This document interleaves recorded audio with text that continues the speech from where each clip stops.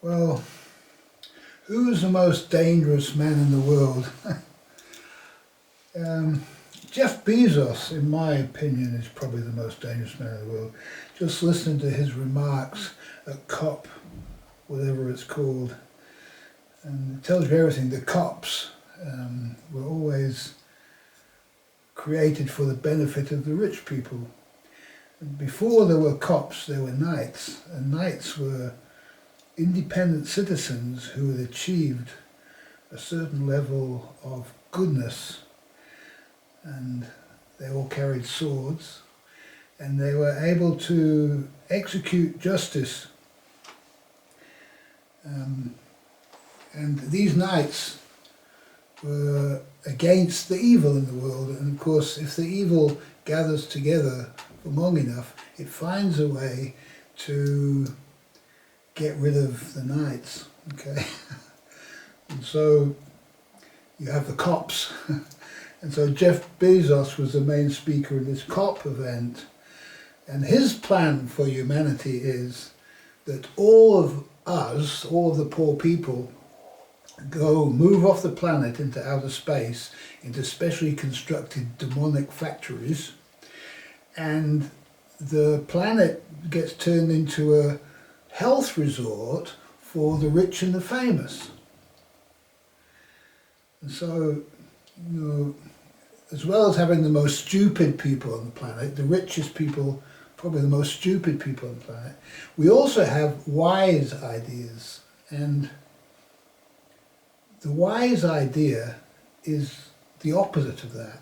And that's that these rich people should be prevented by acts of parliament and government and law from engaging in building these ginormous factories and places of enslavement, really, where they feel that they can keep the workers. And and until we actually do something about it and actually drive these people out of business, we're going to have these great big container ships, these great big monstrous cruise ships which have no purpose whatsoever except to pollute the world, pollute the atmosphere, pollute the oceans.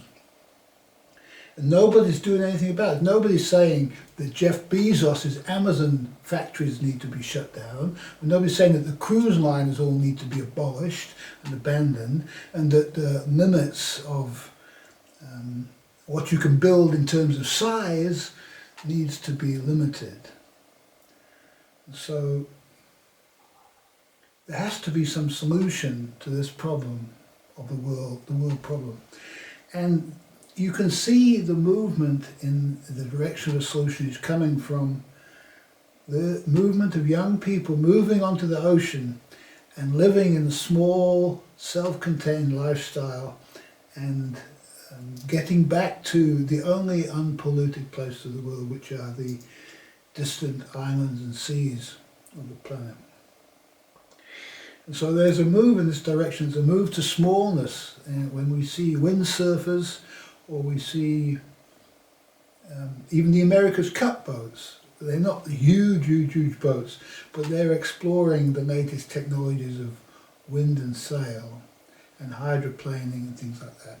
And so this to me is the true advances happening to humanity, not these big space ventures of Blue Horizon and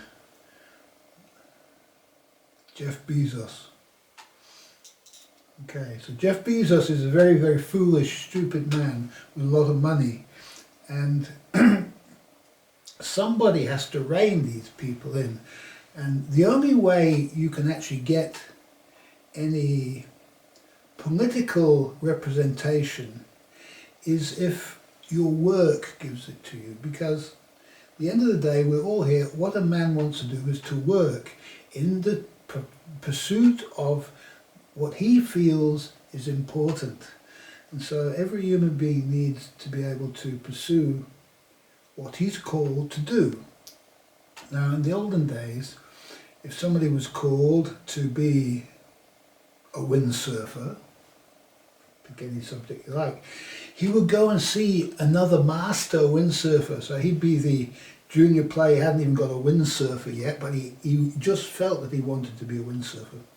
And so he would go to the guild of windsurfers, which were all the boys hanging out at the beach with their windsurfers, and they'd all be gathered together in a circle around their windsurfers, chatting about windsurfing and the latest developments in windsurfing. And this young man would come along and say, hey, look, I'm really interested in windsurfing.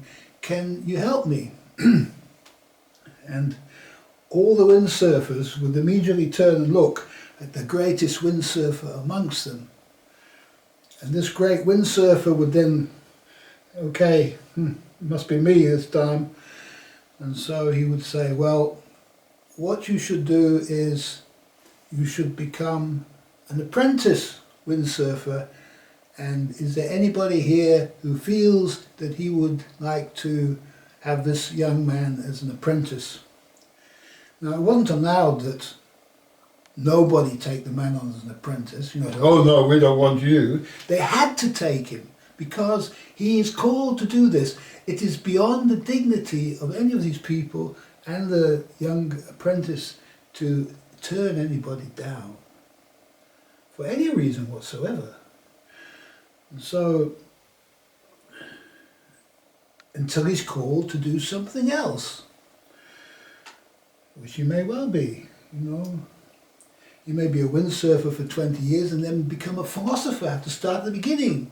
Go to the group of philosophers and say, oh, I feel called to be a philosopher. I used to be a windsurfer, I was a master windsurfer, but now I want to be a philosopher. And then all the philosophers who were hanging out down, you know, down in the cafe, drinking cups of coffee, they all looked at the great philosopher Socrates amongst them, and Socrates sort of went, and looked at the guy and said, hey, does any of you guys feel like enlightening this fellow as to the wisdom in the world? And you know, Plato, being coming up a bit, would say, yeah, okay, I'll take on Hippocrates, whoever he is, walking in, you know, with his skateboard. Now, this is the way of the natural world. You cannot get away from this. And if you study the history of Western society, any society, you'll find it's based on guilds. The guild hall is the origin of the town hall, and the guild hall is where each of these groups, a philosopher group, this windsurfing group, the building group, all these groups had their representation, and each group knew who was the best amongst them. This was obvious. And the best amongst them was best able to represent their views, or at least choose who should represent the views of the skateboarders, or the windsurfers, or the philosophers. And so there was a way that true representation could enter the guild hall. Now, the guild hall used to be the origin of the banking system, but you know, this was all taken over in the 19th century, and so it even used to not be possible to enter guild territory unless you were a master of the guilds. There's all sorts of history to this, but it's also interesting to note that they're one of the most important games, computer games, now introduced. It's got something to do with the guilds. Can't remember offhand the name of it, but it's something to do with the guilds, because the guilds is like the future of humanity, really. What needs to come back and take the place of all the fake political systems that have been built in the last 100 years or so. So, whilst there's no guild, no power of guilds, there is a fake system in place. And somehow it's necessary to create these guilds. Now, the guilds have to evolve organically, and so what's stopping them from being created is some sort of natural method, because what's happened is instead of, let's take journalists for example, there should be a guild of journalists where journalists create a rules for journalists. The journalists should live frugally. You should not have any contact with any political figures. They should not be keeping company with the rich and the famous.